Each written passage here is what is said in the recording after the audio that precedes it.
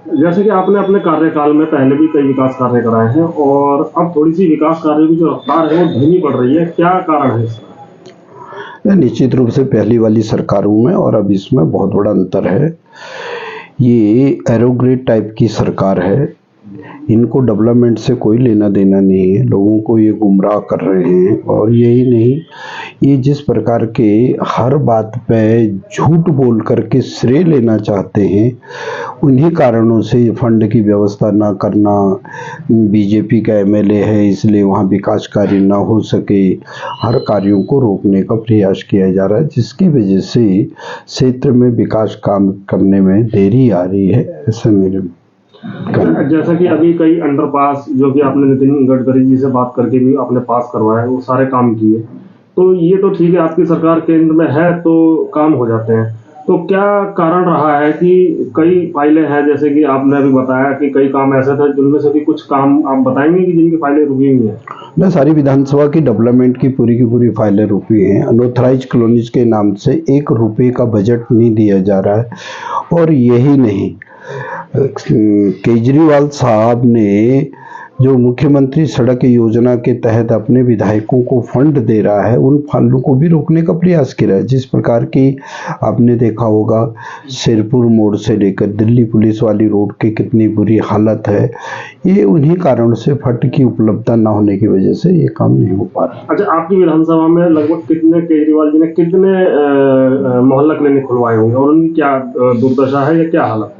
नहीं, मोहल्ला क्लिनिक की वास्तविकता जानना हो तो सीनी और सोनिया बिहार के मर्जलन बंद पर आप चले जाइए, जीरो पुश्ते पे देख लीजिए, उससे आगे पे देख लीजिए, आप चौहान पट्टी में देख लीजिए, आप सभी ढांचा तो बना दिया, संसाधन एक भी नहीं वहाँ पे, ना तो डॉक्टर है ना कोई किसी प्रकार के इस प्रकार की योजना है जिससे कि मोहल्ला क्लिनिक के नाम से लोगों को लाभ मिल सके।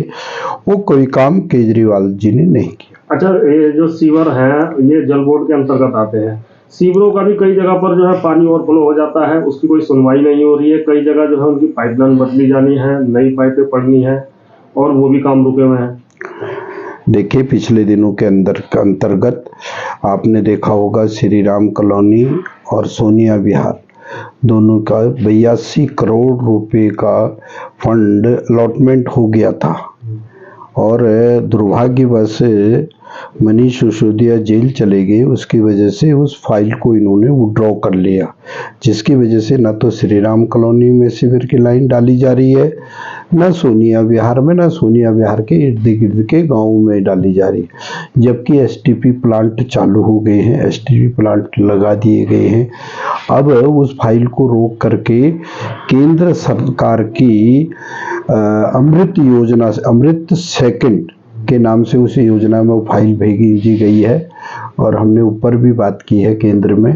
तो जैसे ही बजट आएगा तो निश्चित रूप से सोनिया विहार में विकास कार्य होगा, ऐसा मेरा मानना है। श्री राम कॉलोनी में दिल्ली नगर निगम का स्कूल है, वहाँ पर आसपास में काफी अतिक्रमण हो रहा है और वाहन जो है वहाँ काफी संख्या में इलीगल पार्किंग लग रही है।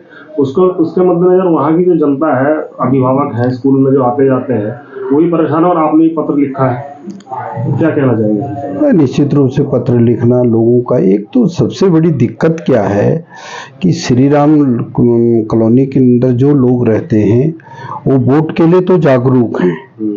जब मत का प्रयोग करना होता जागरूकता के आधार पर वोट पोल करते हैं। जब समस्याओं की बात आती है क्षेत्र में, जब इस प्रकार की समस्या हो, जहां बच्चे पढ़ते हो वहां पार्किंग स्थल बना दिया गया हो, कोई घरों से बाहर नहीं निकलता है और ना कोई उसके बारे में चर्चा करता है। पता नहीं, मेरे को नहीं लगता कि किस प्रकार के लोग हैं। यदि वो लिख करके देते तो निश्चित रूप से उस पर भी हम कार्रवाई करने का प्रयास करते, काम हो या ना हो, लेकिन निश्चित रूप से कार्रवाई करने का प्रयास करेंगे। अच्छा, उन्हीं के चुने हुए पार्षद हैं और उन्हीं के पार्षद पर आरोप लग रहे हैं कि उन्होंने लेंटर माफिया और गाड़ी पर अपने जो है आदमी छोड़े हुए हैं और ये बात आप तक भी आई होगी और वहाँ जो है काफी लोग इस चीज को लेकर के विरोध में है। निश्चित रूप से जनप्रतिनिधि एक बार चुनाव जीत जाता है तो दोबारा क्यों नहीं जीतता? इसलिए नहीं जीतता कि जनता की आकांक्षाओं के अनुरूप खरा नहीं उतरता है। मेरे को मालूम है, यही समीम पिछले दिन बरस में एक किसी पत्रकार की बच्ची की शादी थी, वहाँ कम्युनिटी सेंटर जो बना हुआ है जल बोर्ड के उस ग्राउंड में, उसमें ताला लगा दिया गया था, बंद कर दिया गया था। मैंने उसको खुलवाया, उसकी बच्ची की शादी वहाँ हुई। और आज इस प्रकार के बहुत सी शादियां उस ग्राउंड्स के अंदर या उस मैरिज होम में हो रही हैं। निश्चित रूप से लैंड माफिया, इन्होंने यही नहीं पूरी दिल्ली को लैंड माफिया बना दिया है।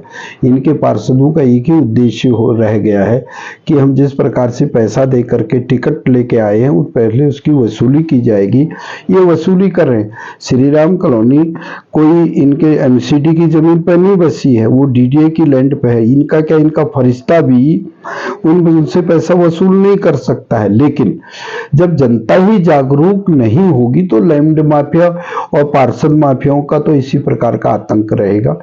ये मेरा कहना है।